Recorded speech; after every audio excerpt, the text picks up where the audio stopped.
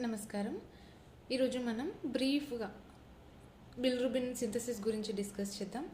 అసలు కాంజుగేషన్ అంటే ఏంటి, అసలు కాంజుగేషన్ ఎందుకు అవ్వాలి, కాంజుగేటెడ్ బిలిరూబిన్ అంటే ఏంటి, అన్కాంజుగేటెడ్ అంటే ఏంటి, వాటి సిగ్నిఫికెన్స్ ఏంటి, బ్రీఫ్గా చూద్దాం.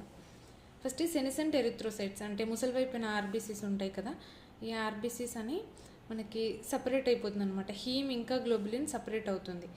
ఈ హీమ్ పార్ట్ వచ్చేసి మనకి స్ప్లీన్ యొక్క మ్యాక్రోఫేజ్ అనేది ఎంగల్ఫ్ చేస్తుంది.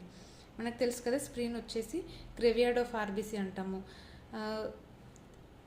స్ప్లీన్ యొక్క మ్యాక్రోఫేజ్ వచ్చేసి ఈ హీమ్ని ఎంగల్ఫ్ చేస్తుంది. తర్వాత ఐరన్ సపరేట్ అవుతుంది, అది రీఅబ్జార్బ్ అవుతుంది, మనకి వేరే యాక్టివిటీస్కి వేరే ఫంక్షన్స్కి యూజ్ అవుతుంది. హీమ్ వచ్చేసి హీమ్ ఆక్సిజనేజ్ అనే ఎంజైమ్తో బిలివర్డిన్గా కన్వర్ట్ అవుతుంది. ఇది మనకి గ్రీన్ కలర్లో ఉంటుంది. బిలివర్డిన్ రిడక్టేజ్ అనే ఎంజైమ్తో బిలివర్డిన్ అనేది అన్కాంజుగేటెడ్ బిలిరూబిన్గా కన్వర్ట్ అవుతుంది. ఇది మనకి ఎల్లో కలర్లో ఉంటుంది. ఇప్పుడు ఈ ఆల్బుమిన్ అనేది ఇది అప్టేక్ చేసి తీసుకెళ్ళి లివర్కి ఇస్తుంది అనమాట. లివర్లో అన్కాంజుగేటెడ్ బిలిరూబిన్ వచ్చేసి కాంజుగేటెడ్ బిలిరూబిన్గా మారుతుంది.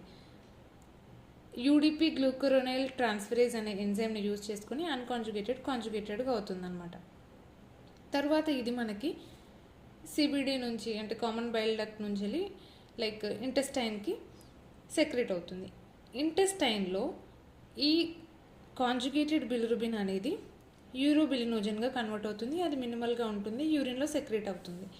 ఇంకా బ్యాక్టీరియల్ ఎంజైమ్స్తోని ఈ కాంజుగేటెడ్ బిలిరూబిన్ అనేది స్టెర్కోబిలిన్గా కన్వర్ట్ అవుతుంది. ఇది ఫీసిస్లో ఎక్స్క్రీట్ అవుతుంది. మనకి yellow colour of faeces is due to స్టెర్కోబిలిన్.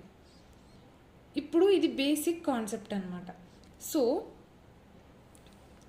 Unconjugated bilirubin మాత్రమే పెరిగింది అనుకోండి, అన్కాంజుగేటెడ్ బిలిరూబిన్ పెరిగింది. అప్పుడు ఏంటి అంటే మనకు కాంజుగేషన్ ప్రాసెస్ అయ్యేది లివర్లో. సో అన్కాంజుగేటెడ్ బిలిరూబిన్ మాత్రమే పెరిగింది లివర్ ఫంక్షన్ టెస్టుల్లో అంటే ప్రీ హెపాటిక్ కాజ్ అనమాట.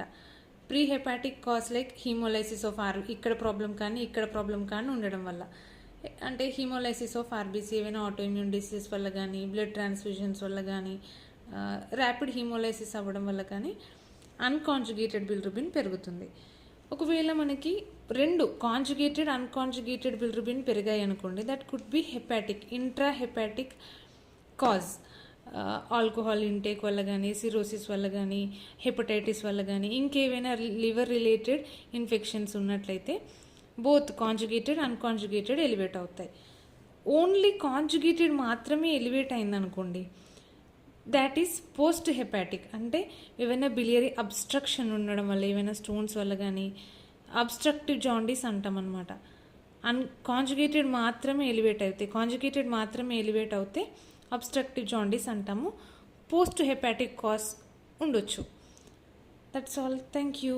అసలు యాక్చువల్గా ఈ కాంజుగేషన్ ఎందుకు అవ్వాలి, కాంజుగేషన్ అవ్వకపోతే ఏంటి అంటే అన్కాంజుగేటెడ్ బిలిరూబిన్ ఈజ్ ఇన్సాల్యుబుల్ అనమాట. ఈ ఇన్సాల్యుబుల్ది మళ్ళీ రీఅబ్జార్బ్ అయ్యే ఛాన్స్ ఉంటుంది. బ్లడ్లోకి మళ్ళీ హీమ్ కానీ ఈ బిలిరూబిన్ కానీ రీఅబ్జార్బ్ అవుతే జాండిస్ పెరుగుతుంది. సో ఈ ఇన్సాల్యుబుల్ది ఫస్ట్ సాల్యుబుల్గా మారాలి అంటే లివర్లోని గ్లూకరోనైల్ ట్రాన్స్ఫరేజ్ అనే ఎంజైమ్ వల్లనే అవుతుంది. అప్పుడు అది కాంజుగేటెడ్ అవుతుంది. కాంజుగేటెడ్ ఈజ్ సాల్యుబుల్ అనమాట. మనకి ఫీసెస్లో ఎక్స్క్రీట్ అవ్వాలంటే వాటర్ సాల్యుబుల్ ఉండాలి. ఫీసెస్లో ఎక్స్క్రీట్ అవ్వాలన్నా, యూరిన్లో ఎక్స్క్రీట్ అవ్వాలన్నా మనకి సాల్యుబుల్ ఉండాలి, వాటర్ సాల్యుబుల్ ఉండాలన్నమాట. సో ఈ conjugation process is important. That's all. Thank you.